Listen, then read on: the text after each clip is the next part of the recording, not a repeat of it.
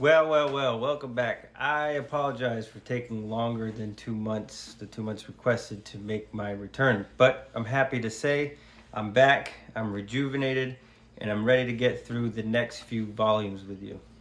I purposely took a break after volume 20, not just because it's a perfectly round number, but because I knew that volume 21 would be a doozy, to say the least.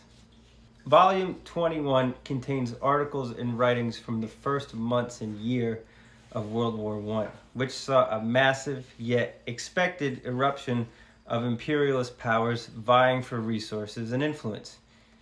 Britain against the Second Reich, Germany, Austria determined to hold its Balkan possessions, and Russia, emboldened by a devout Orthodox Tsar set on protecting Slavic brothers, while also eyeballing new territories in Southeast Europe, particularly Constantinople, Istanbul, and the Caucasus. But before we dive in, I want to say that the collapse of the Second International, which is the majority of the topics of this book, is not an easy topic to cover in under 12 minutes, or however long this video is going to be. If you're interested in reading more about it, check out Craig Nation's book, War on War. Now let's get back to Lenin. The eruption of war was not unexpected. According to Lenin, in the moment of high capitalism, the imperialist ambitions of the so-called great powers came into open conflict. It had to come into conflict.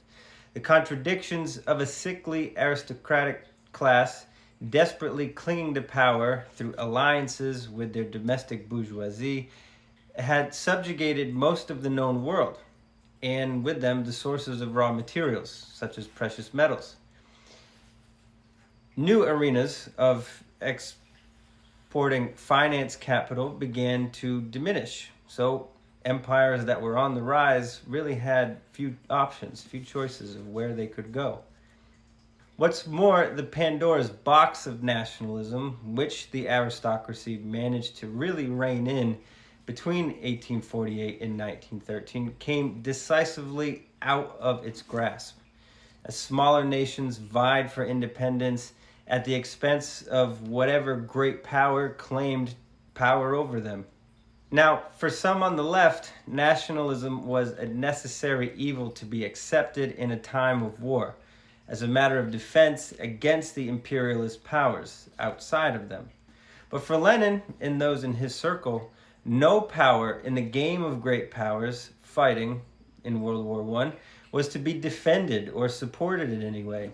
The split between international socialists, mostly those in Europe, arose almost immediately when the war started, particularly when the German Social Democrats voted in favor of issuing the Kaiser war credits to support the war.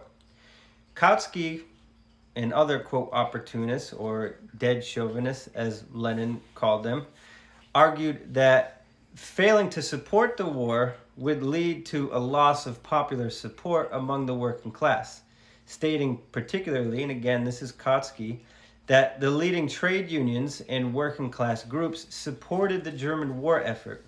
So in that case, for them, it was a tactical retreat from the anti-war proclamations agreed upon at the Basel Conference in 1912.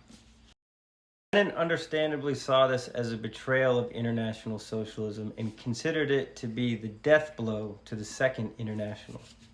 In Position and Tasks of the Socialist International, Lenin begins to lay out his idea of revolutionary defeatism. That is, using the Paris Commune from the 1870s as an example. The argument being that the defeat of Tsarism is to be a necessary step towards socialist revolution. This does not conflict with the working class's inherent nationalism, as he argues, in The National Pride of the Great Russians. Instead, working class nationalism has to place as its priority equality for all nations. As he says, one cannot be a nationalist while celebrating the oppression of Ukrainians, Poles, and others under the yoke of Russian Tsardom. For Lenin, the former opponents of true socialism, those people that we've talked about in the past, liquidationists, Mensheviks, ultimatists, etc., had coalesced around a false flag of social chauvinism. effectively leading to the collapse of the Second International. Kautsky and those around him, Victor Adler, Plekhanov, and Trotsky among them, all promoted variations of the same argument, that the war must be won for their respective countries as a matter of, quote, defending revolutionary gains. Lenin says this is a mistake.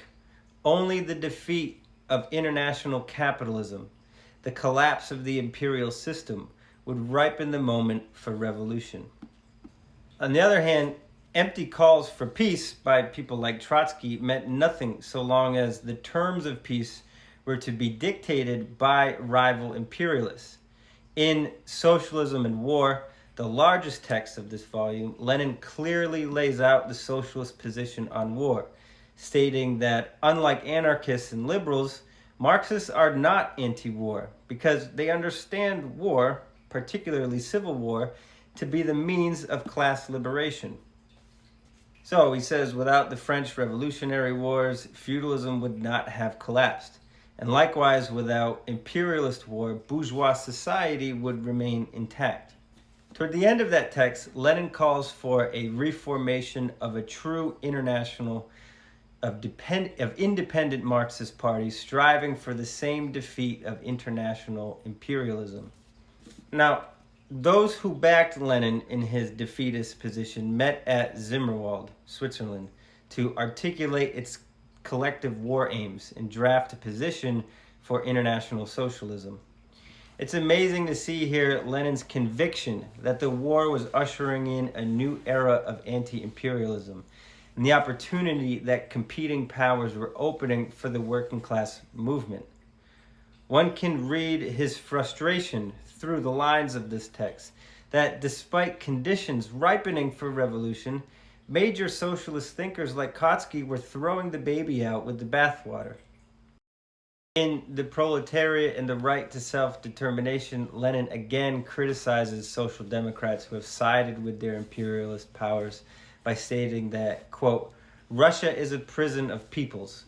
The proletariat cannot march at the head of a people towards victorious democratic revolution or fight alongside its brothers with the proletariat of Europe for a socialist revolution without immediately demanding fully and unreservedly for all nations oppressed by Tsarism the freedom to secede from Russia. As a quick aside, Lenin's work, Karl Marx, published in the Gnat Encyclopedia in 1913, is probably the best short exposition on Marx's life and work. Check that out if you want a general introduction to Marxism and historical materialism. Thanks for listening. Until next time.